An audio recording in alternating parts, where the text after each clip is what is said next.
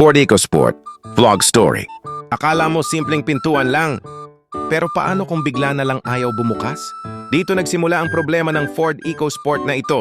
May pumasok ngayon dito sa Door Doctor Garage isang Ford EcoSport at ang problema ni Sir yung pintuan sa likod ayaw nang mabuksan.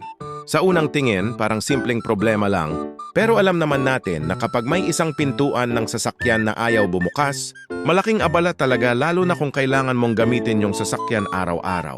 At sa katunayan, kung matagal na kayong sumusubaybay sa mga vlog natin, ilang Ford EcoSport na rin ang na-repair natin dito sa Door Doctor Garage na may mga problema sa kanilang mga pintuan.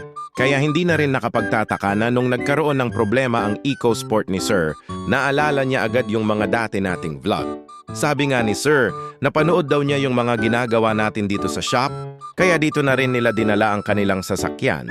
Maraming salamat po Sir sa tiwala. At alam niyo ba, ito talaga ang isa sa mga dahilan kung bakit hindi kami nagsasawang mag-vlog.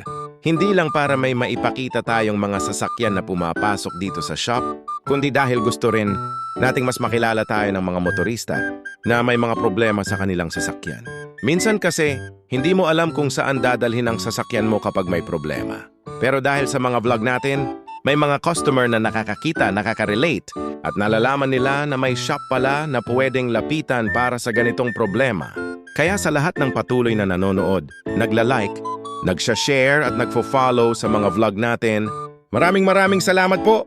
Dahil sa suporta ninyo, mas marami pa tayong naaabot at mas marami pa tayong nagiging customer na dati, nanonood lang ng vlog, pero ngayon dito na mismo nagpapagawa.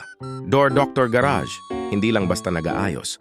Gumagawa rin tayo ng paraan para makatulong sa kapwa motorista. Kaya kung may natutunan o natuwa kayo sa vlog na ito, like, share at follow para mas marami pa tayong maabot at matulungan.